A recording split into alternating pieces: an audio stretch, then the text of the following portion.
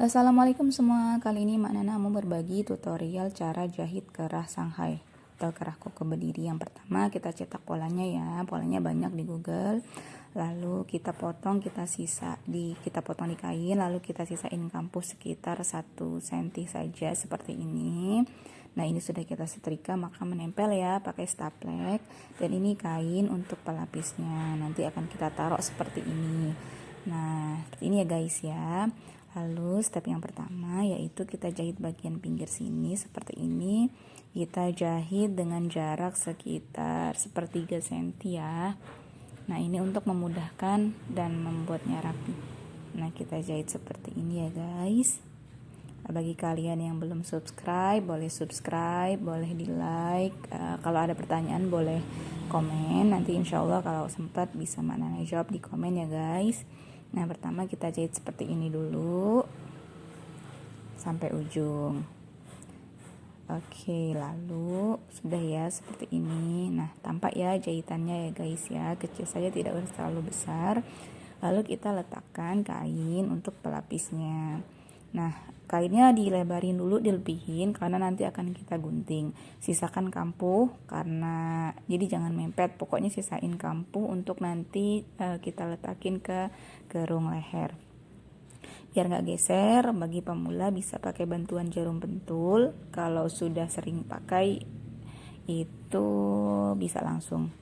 Terus untuk pinggir ini kita kasih tanda dulu seperti ini caranya, biar putih-putihnya atau stepleknya nggak terjahit. Nah kita kasih tanda pakai kapur dulu ya, seperti ini. Nah kelihatan nih guys ya. Lalu kita jahit sesuai dengan tanda yang udah kita bikin tadi. Nah kita jahit keliling, jangan sampai terkena staplek ya guys, jadi tepat di sisi dari staplek tadi kita jahit nih, jadi jangan kena, jangan juga terlalu jauh, jadi sebisa mungkin di sisi staplek tadi. Pelan-pelan aja jahitnya karena nggak ada yang ngejer-ngejer kan ya. Oke, kita jahit dulu pelan-pelan seperti ini. Nah kalau di bagian ujung gini kan agak susah, itu bisa pakai tangan muternya, jadi biar dia presisi di tempatnya, apa-apa. Nah sudah kita jahit. Nah ini kan kampuhnya lebar tuh, baru kita gunting. Kita sisakan bagian atas itu cukup sedikit saja. Nah kita potong seperti ini ya guys. Oke, nah kelihatan ya. Lalu di bagian bawah, nah ini kita juga sisakan kampuh 1 cm cukup, atau kurang dari 1 cm. Jadi amannya 1 cm atau kurang dari itu, tapi jangan terlalu pendek juga, nanti susah juga jahitnya. Nah dipotong begini ya guys, jangan. Nah lalu bagian dalam ini namanya dicekris, jadi biar dia rapi, tidak bergerinjul di bagian dalam.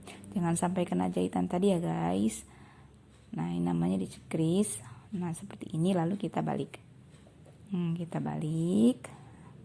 Nah kita tindis bagian atasnya dulu, jadi jangan keliling, bagian atasnya dulu kita tindis sambil kampuh yang lapisan tadi itu kita tarik biar rapi. Gunakan semua jari yang ada ya guys, kalau jarinya 15 pakai deh semuanya, pokoknya diberdayakan tangannya.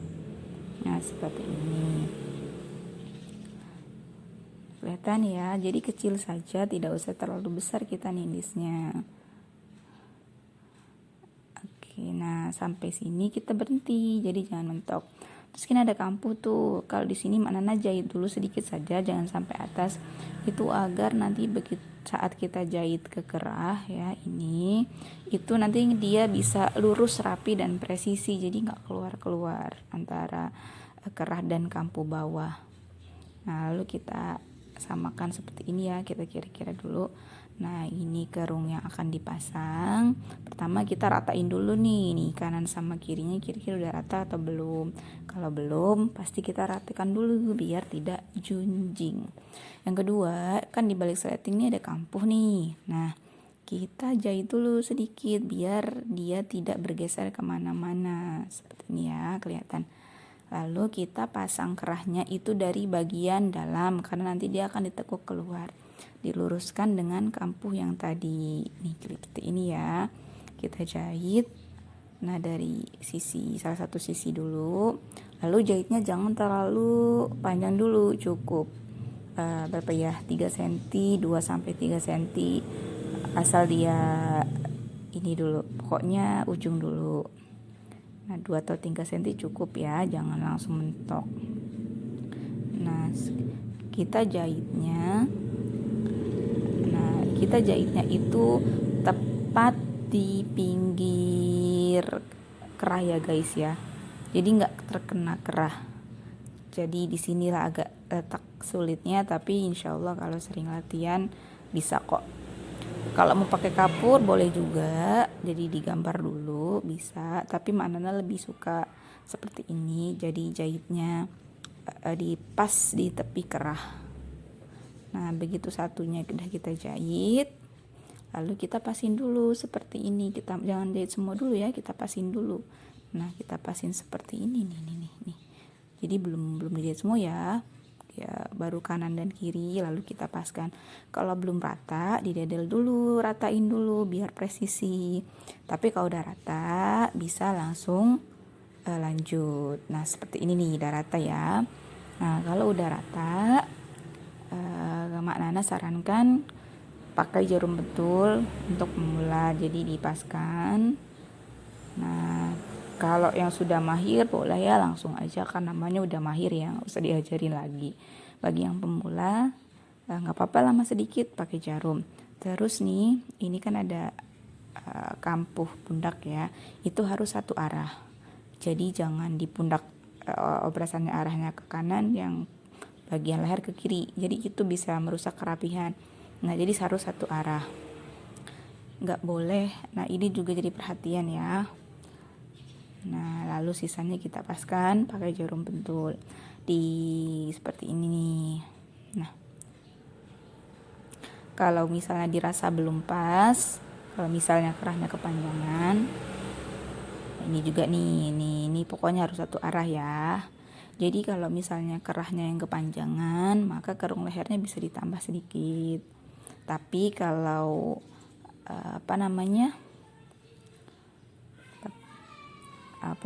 kalau kependekan maka pundaknya bisa ditambah jahitannya. Lalu kita jahit lagi. Nah kita tambah sedikit bagian ujung seperti ini. Jadi kalau kerahnya kependekan tambahin bagian pundak ya guys, itu sedikit aja, nggak usah banyak jahitan pundak. Kalau udah, nah kita jahit. Ingat ya, jahitnya itu tepat di garis kerah. Jadi tidak terkena kerah, tapi tepat di sisinya. Nah kalau mau digambar digaris dulu pakai pena boleh sih, nah, itu optional. Jadi digaris dulu lalu dijahit sesuai garis. Nah kalau mau langsung seperti ini juga bisa. Kalau dijahit garis dia kan dibuka tuh kerahnya, kadang lebih susah. Jadi maknanya lebih suka seperti ini. Nah kelihatan ya cara jahitnya ya guys. Tuh jadi jahitannya di pas di sini.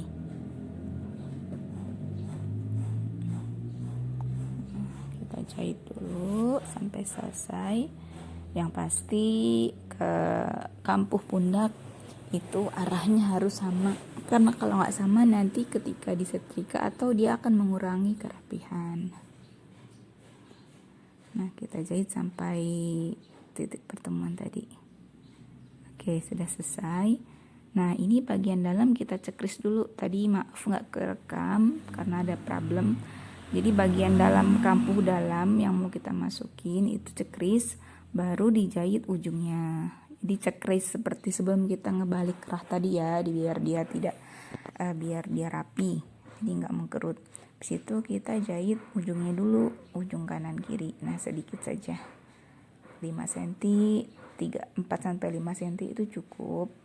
Lalu sisi sebelahnya kita jahit sedikit dulu untuk memastikan bahwa kerah kanan dan kiri tidak junjing. Ingat ya guys, kampuh dalam yang tadi udah kita jahit itu harus dicekris dulu. Tadi video cekrisnya kebetulan nggak kerekam, jadi pokoknya dicekris ya. Nah ini udah dijahit kanan kiri sedikit, tadi tuh udah sama. Kalau udah sama nih kita samain dulu. Nah kalau udah sama baru nanti sisanya kita jahit. Nah sisanya kita lanjut jahit. Yang pasti bagian kambu dalam itu sudah di sedikit cekrisin kayak bagian dalam kerah yang pertama tadi. Karena kalau nggak dicekris si garis kerahnya itu dia akan mengkerut. Nah kita jahit seperti ini sampai ujung.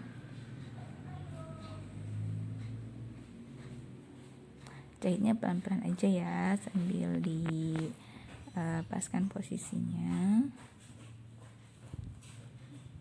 Seperti ini. Nah udah selesai. Sekarang tadi kan kita belum tindis sepenuhnya. Sekarang kita lanjutin tuh tindis yang tadi belum selesai di atas, kita lanjutin sampai bawah. Nah sampai bawah di sini. Jangan lupa satunya juga biar dia imbang ya kanan kiri. Kalau dia susah pas belok, gunakan tangan kananmu. Oke guys, udah selesai. Nah lalu kita luruskan seperti ini. Nah kita bersihkan dulu benangnya. Nah seperti ini jadinya. Oke, semoga